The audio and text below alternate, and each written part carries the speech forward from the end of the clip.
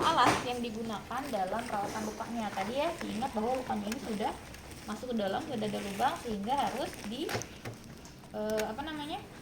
di push ya, dia diganjal. Jadi kalau misalnya ada lubang, ini nggak hanya ditutup tapi dia ditahan dalam ya. Nah sekarang ini di sini ada beberapa contoh dressingnya ya. Di sini ada sorbak. Nah sorbak ini biasanya digunakan untuk nyumpel bagian-bagian yang bolong. Misalnya di bagian luka tuh ada bagian bolongnya, nah ini dimasukin ya. Tapi biasanya ini dikasih salep dulu ya, ada salep topikalnya yang sudah diresepkan oleh dokternya. Tapi kalaupun tidak dimasukkan, ini bisa disimpan di atas luka yang sudah kita berikan salep topikal ya. Fungsinya untuk apa ini? Fungsinya agar tadi salepnya tertahan di situ dan udara tetap bisa masuk. Jadi walaupun ini dikucek-kucek ya, dimasukin ke dalam luka, misalnya ini ada lubang, dimasukin ke dalam, ini tetap ada udara ya. Sama hampir sama dengan kasa ya. Kasa juga kan dia garis-garis yang nggak nutup semua sehingga sirkulasi udara tetap bisa masuk. Nah terus di sini juga ada ini contohnya. Nah ini ya, ini untuk perawatan luka, tapi kalau ini tidak untuk luka yang dalam. Ini kalau misalnya ada luka bekas jahitan, ini bisa pakai ini ya, ini langsung aja ditempel ke lukanya ya. Walaupun ini lem, tapi ini kulit untuk sehat sih, aman untuk kulit atau luka ya. Jadi nanti ini bisa digunting, disesuaikan dengan luas luka pasiennya ya, jadi bisa langsung ditempel ya. Terus di sini juga ada, nah ini yang paling sering digunakan di rumah sakit. Ada yang tahu ini apa? Sulfra tuh, tahu? Pernah lihat? Pernah ya. Jadi ini bentuknya sama ya, sama kayak sorba ya, jaring-jaring, cuman ini udah dikasih obat ya, sehingga nanti ini biasanya ditempel bisa di dalam luka yang dalam atau di luka dasar ya. Misalnya luka bekas operasi atau bekas luka operasi di kepala ya, ini bisa ditempel. Waktu itu pernah lihat waktu ada luka serolitis di kaki. Nah bisa ya, jadi langsung ditempel ya. Jadi ini sudah ada obatnya. Nah kalau ini makanya tadi di sorba ini harus dikasih salep dulu ya sebelum dimasukin, tapi ini steril ya, jadi nanti udah ada di dalam bak steril. Atau kalau misalnya belum ada di bak steril, berarti teman-teman harus masukin dulu ini ke bak steril sebelum melakukan tindakan ya. Nah terus di sini juga ada namanya putih swab. Nah di sini ini juga hampir sama kayak handuk. Fungsinya di sini bukan untuk memberi obat, tapi untuk menyerap nanah atau darah ya. Apalagi kondisinya dia sudah berlubang, jadi nanti sebelum ditutup kita masukin dulu ini tidak ke dalam ya, jadi sebagai pengganjalnya gitu. Jadi nggak langsung ditutup, karena kalau langsung ditutup lukanya dia masih ada celah gitu ya, beresiko bakteri masuk ya. Apalagi ditambah tadi masih pusnya aktif, masih keluar, darahnya masih banyak gitu ya. Nah ini, nah sama ya, ini juga untuk menarik atau menyerap cairan, tapi lebih enaknya sih yang ini, dia lebih tebal ya. Nah, dia bentuk beda sama ya. Nah ini terus untuk alat-alatnya, coba dibaca di SOP. Alat-alat apa aja yang kita butuhkan? Ada pinset, Paket steril. Dalam paket steril ada pinset ya, ada gunting jaringan, kasa kasa steril, steril, tindakan perlak di luar ya, bengkok, ada foam di dalam ya.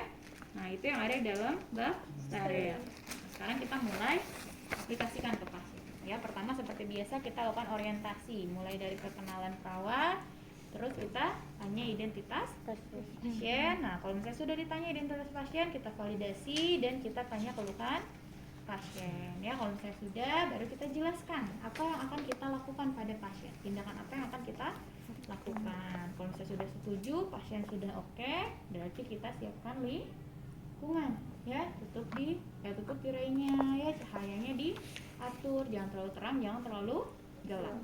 Nah di sini pasien ceritanya ada luka dekup di area bokong. Nah pasiennya nggak boleh disuruh tengkurap gini ya, tapi disuruh miring.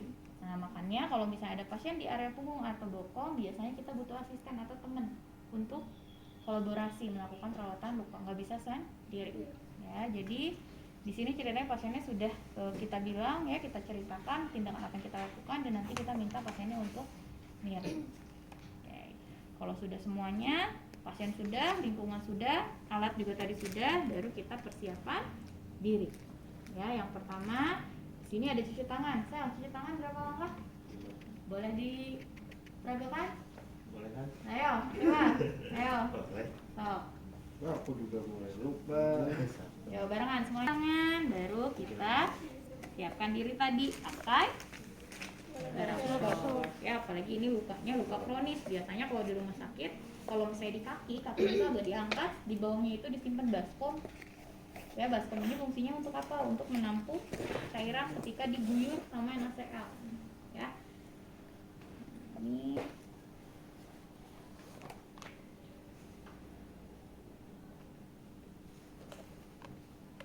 bentar ya. Perlak. Nah, perlak di sini kalau untuk perawatan luka kronis di sini butuh dua. Yang satu perlaknya perlak plastik ini ya, karet. Yang satu lagi di atasnya ditimpa menggunakan apa ini namanya? Underpen. Ya. Jadi double. Kenapa double? Karena di sini kita akan tahu bahwa ketika perawatan luka akan banyak cairan yang jatuh atau yang keluar, sehingga kita butuh underpen biar diserap dulu, nggak langsung ke perlaknya. Ya, nah ini kita pasangkan kepada pasien. Bisa satu-satu atau langsung dua ya, karena ini sebetulnya perlaknya untuk injek ya, tapi nggak apa-apa, anggaplah ini kita pakai yang besar.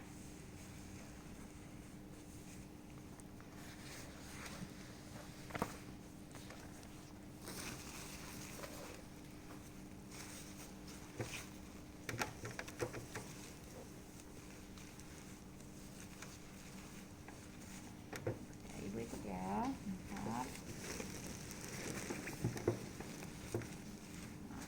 Oke, kalau sudah seperti ini, baru kita cuci tangan lagi.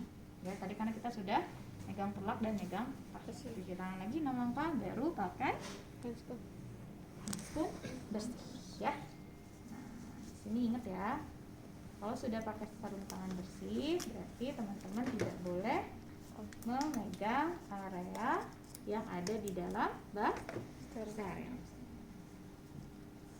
Sekarang kita bisa lihat kondisi lukanya. Belum ya, karena harus dibuka dulu. Bukanya gimana? Bukanya harus pakai pinset. Pinsetnya ada di bak steril. Jadi sekarang kita buka dulu, tapi nggak boleh megang dalam. Ya, jadi nanti teman-teman bisa membuka bak steril, tapi harus dipegang yang bagian luarnya ya.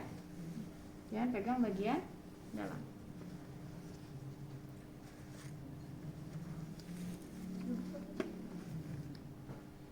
Kenapa, ada yang sakit? Nah, ini terus dibuka. Nah, dibukanya tergantung teman-teman enaknya kayak gimana. Ya. Misalnya di ke arah kita butuh bengkok. Tuh ya. Kita ambil bengkoknya, tapi pakai kainnya. Kita angkat keluar, ambil. Simpan di samping. Ya. Nah, sekarang juga rapikan kondisi komnya. Komnya harus dibuka ya.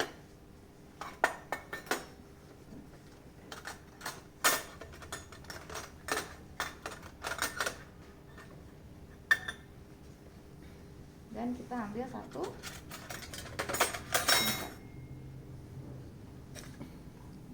Pinset ini untuk membuka luka ya. Nah, ini kenapa kita butuh asisten? Karena biasanya nanti asisten akan membantu kita ketika mengguyur luka. Ya, jadi sekarang ketika mau dibuka, ini diguyur dulu semuanya sama kasa-kasanya. Biar apa? Biar ketika dibuka ini mudah. Ya, ceritanya diguyur ya. Guyur, baru kita buka sedikit-sedikit lukanya sambil ditambah lagi NaCl-nya.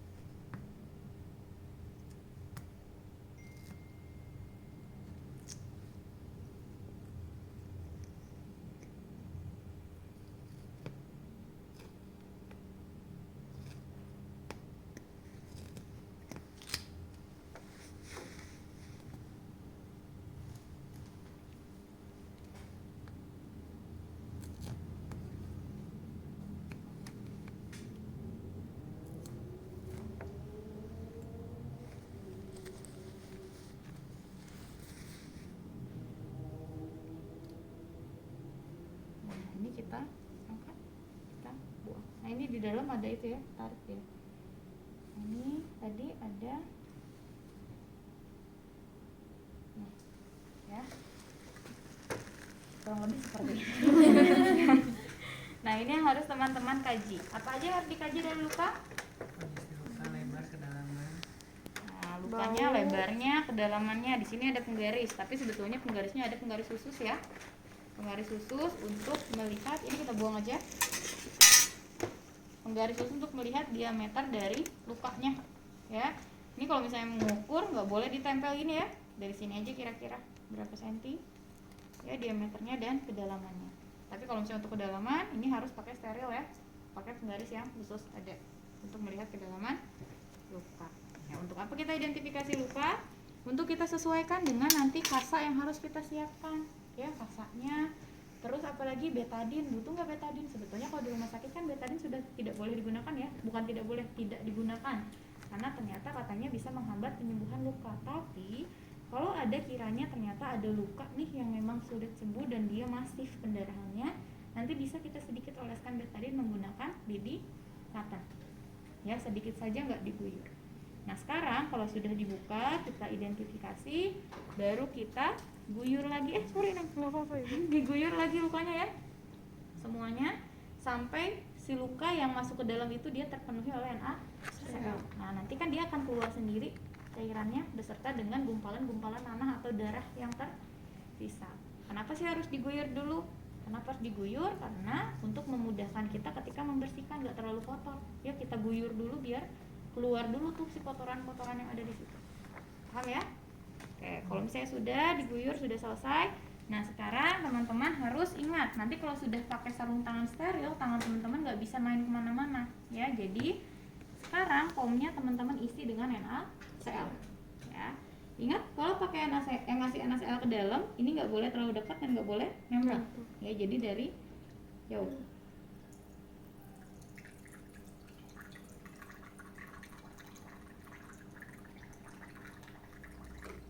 Oke, selesai. Terus lihat berapa kasa atau berapa jumlah kasa yang ada di dalam. Kalau misalnya kiranya kurang, minta asistennya untuk memasukkan kasa yang baru ya ke dalamnya. Oke, kalau sudah selesai di sini, kita lihat tadi ya, kalau misalnya tidak membutuhkan betadin, berarti kita tidak perlu memasukkan betadin. Nah sekarang kita sesuaikan kebutuhan pasiennya. Misalnya kata dokternya, pasiennya hanya butuh salep topikalnya saja gitu ya, sehingga nanti tidak perlu pakai Supratul. Berarti kita siapkan, misalnya di sini mulai dari dressingnya. Jadi di mana ini? Misalnya pasiennya menggunakan, ini mana tadi tempatnya ya? Ini ya, sorbak misalnya, sorbak. Berarti di sini teman-teman memasukkan oat, walaupun di sini udah disiapkan ternyata ya.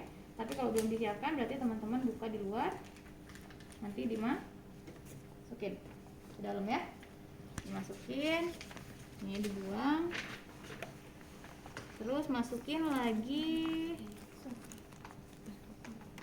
Oh ini ya udah dibuka, yang ini aja dulu benar. Ini nih kalau bungkusannya Sama nggak sih? sama, cuma Hampir sama beda ya, ketebalan, sampai beda ketebalan ya. Ini misalnya kita buka aja ya.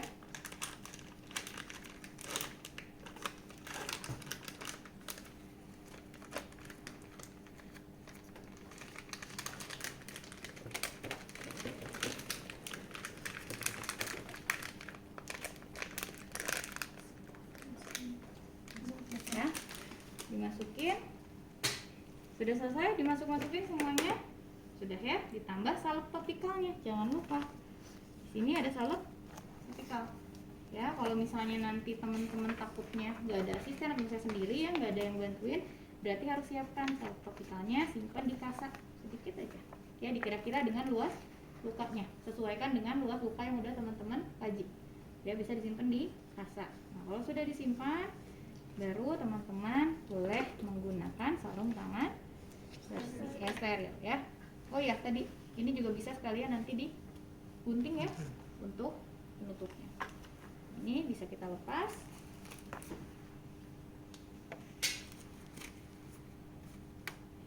Cuci tangan lagi ya, cuci tangan.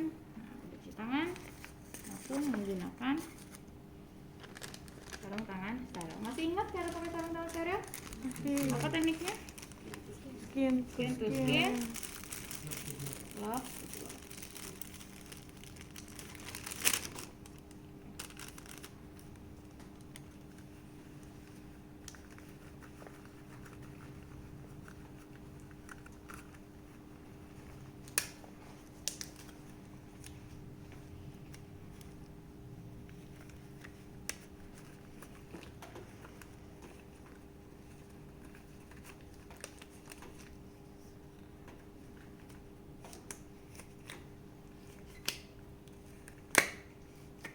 Nggak boleh pakai cincin ya. Kalau di rumah sakit nggak boleh pakai cincin. Kalau teman-teman udah pakai sarung tangan bersih, tangannya nggak boleh nakal, nggak boleh kemana-mana, karena ini steril ya. Nah sekarang bolehlah kita megang alat yang ada di bak steril. Yang pertama tadi ya dirapikan dulu, nih untuk dressingnya. Terus kita mulai melembabkan kasa. Di sini saya nyimpen untuk kasa yang besarnya, ini harusnya ada 3 ya. Jadi yang satu itu untuk nanti proses bukan ini dia akan melembabkan ya, dikompres istilahnya ya. Yang 2 lagi di sini untuk nutup luka ketika sudah selesai. Oke, jadi yang untuk dikompres itu lembab, yang 2 lagi itu kering ya. Nah di sini juga ada yang kecil-kecil. Ini saya boleh simpen sini ya. Ini masih area steril. Nah yang kecil-kecil, oh ini ada yang besar ya. Ini yang kecil ya? sedang. Oh, sedang. Oke, ini ada yang kecil. Di sini yang kecil kita lembabkan. Nah sesuaikan dengan luas luka dan kondisi luka. Kalau kiranya ternyata oh ini kayaknya bakalan butuh banyak kasa, berarti teman-teman nggak ada salahnya siapin lebih ya. Udah pada bisa meres kasa pakai pinset? Bisa ya. Nah, nanti diperas sampai dia lembab ya. Airnya nggak boleh terlalu banyak. Nah kalau di rumah sakit misalnya teman-teman urgent, ini bisa langsung pakai tangan ya, langsung diperas ya. Nah, ini saya disiapkan.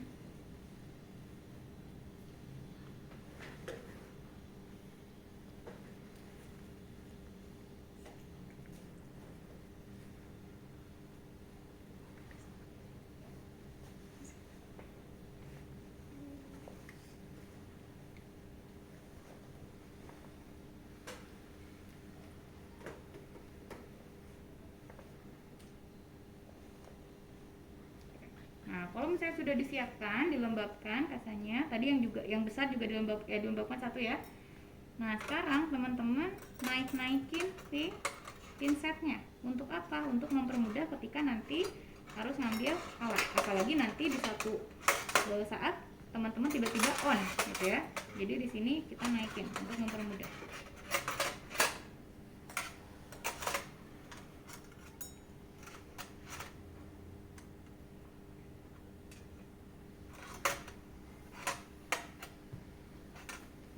Kasa yang kecilnya juga disiapin yang keringnya ya, untuk mengeringkan. Udah selesai? Sudah, berarti kita bisa langsung ke pasien ya. Caranya di sini teman-teman ambil 1 pinset ya, 1 lagi untuk transfer pinsetnya.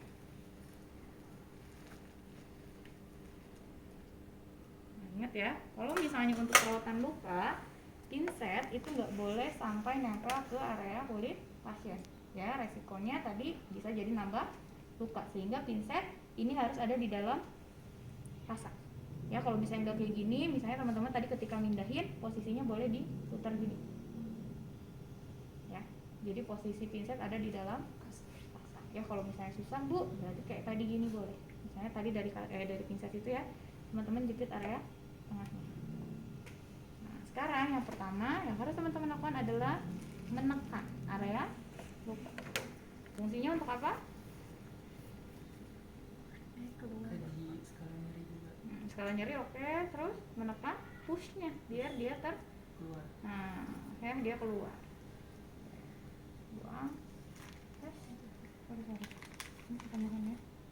Oke, ini ceritanya nggak megang ya, udah dibuang. Terus di sini masukin kasa yang kedua.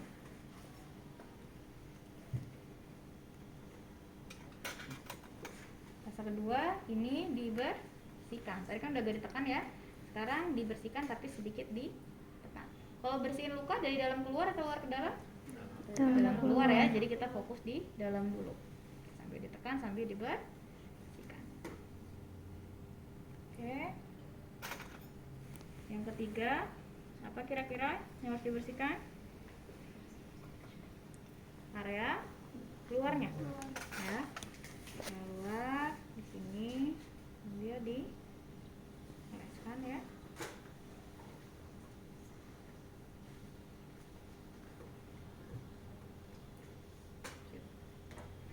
Terakhir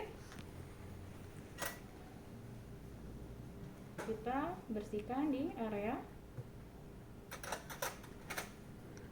ini bekas plester ya. Ini kita dibersihkan untuk menghindari adanya nanti agak sulit misalnya ya. Kalau misalnya ini udah lengket, ketika kita tempel lagi dia akan sulit menempel ya. Bersihkan, buang ya. Nah setelah ini apa yang harus kita lakukan? Tadi kan sudah dibersihkan ya. Di sini sudah mulai tadi ditekan pusnya, terus sudah dibersihkan dari dalam keluar. Nah sekarang ibaratnya kayak gini.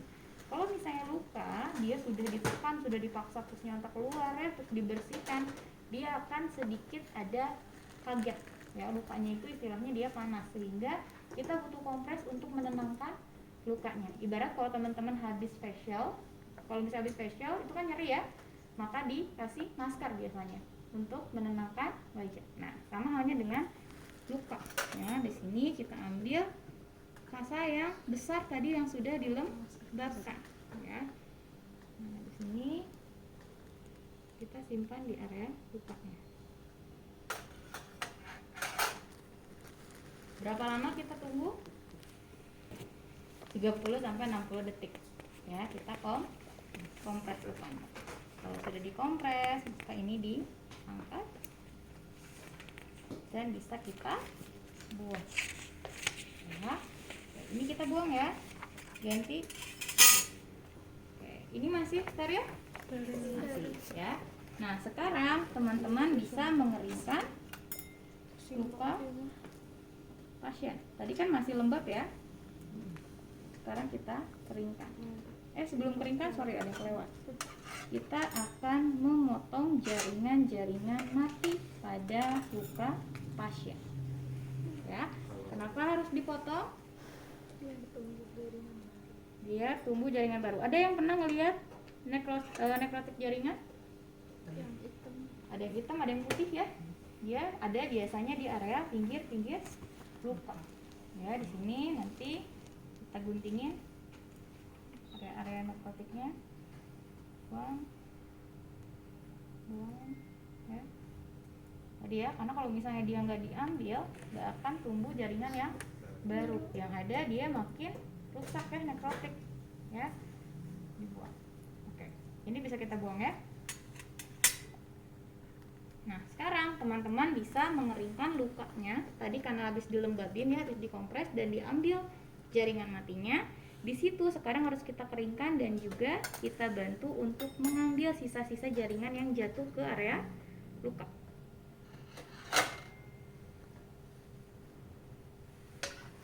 Nah, ini kita keringkan sambil kita ambil jaringan-jaringan yang jatuhnya ya.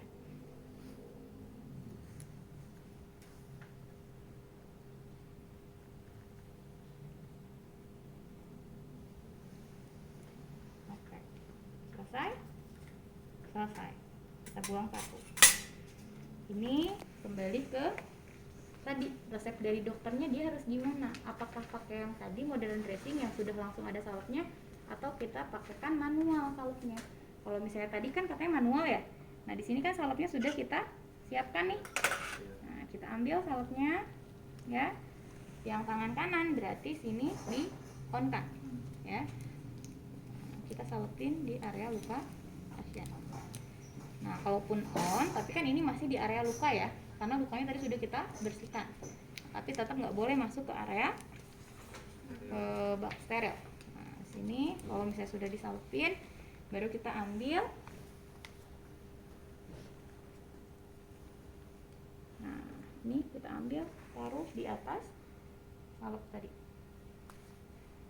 Kalau misalnya ada yang lubang-lubang kayak gitu, teman-teman nggak tega pakai tangan dimasukin kayak gini, teman-teman bisa ambil widih cotton, ambil di tekan. Nah, biarkan dia menempel dengan salep ya. Nah, kan ada salep ya, tempelin ke salep sampai nempel ke area lukanya. Sudah, terus kita ambil ini. Oh, ini beda Bu kayaknya. Ada lemnya ya. Tapi sama aja sih kayaknya. Sama aja sih. Sama aja merah. Ini teman-teman nanti buka ya. Ini kita simpan di atas.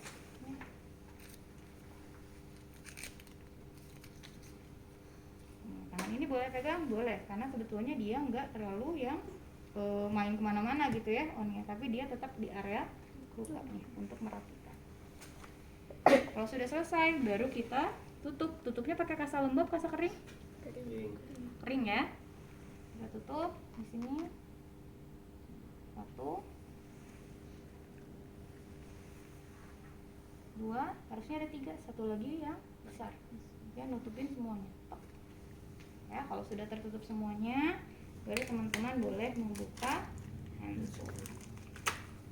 Kalau sudah dibuka, baru kita ambil epoxy. Ya, jadi epoxy dibikin 4, nanti sesuaikan dengan ukuran bapak. Ya. Ini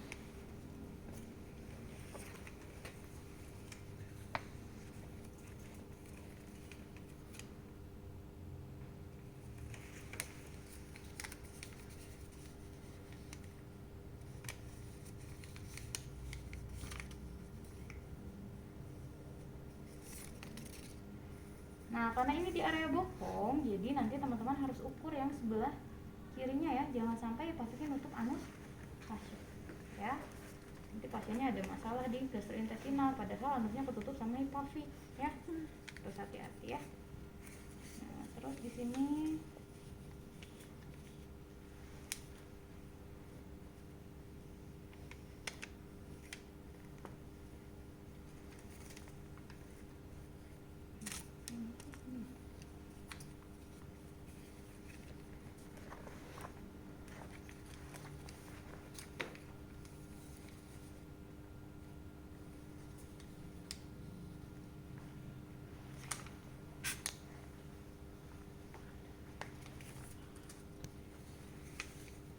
nah ini kepanjangan ya, kemudian nutupin anus.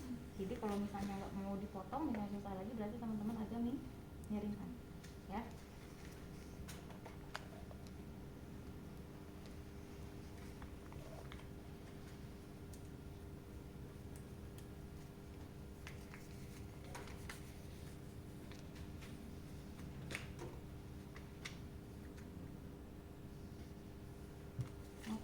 Oke, sudah selesai? Sudah ya. Apa yang harus kita lakukan ketika sudah selesai?